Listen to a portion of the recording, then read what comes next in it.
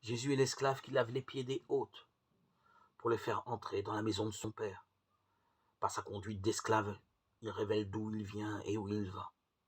Il introduit ceux qui croient en lui dans son lieu.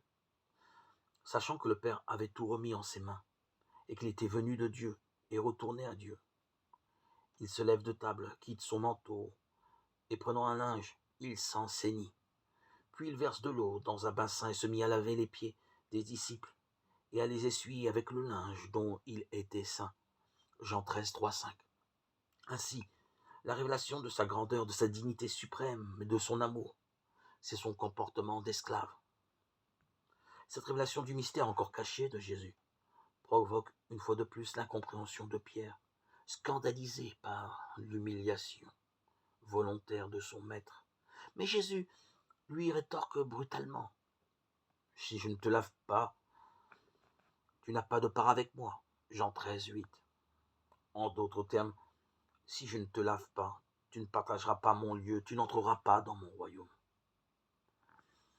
C'est en effet l'idée de son lieu qui habite l'esprit de Jésus. Il ne pense qu'au lieu qu'il va préparer à ses apôtres, le royaume qui leur est préparé par le Père depuis la fondation du monde, comme dit saint Matthieu, Matthieu 25, 34. Mais les apôtres, qui n'ont pas encore compris que Jésus s'offre en esclave pour le péché du monde, ne comprennent pas de quoi il s'agit. Et cela aboutit à un émouvant quiproquo entre Pierre et Jésus.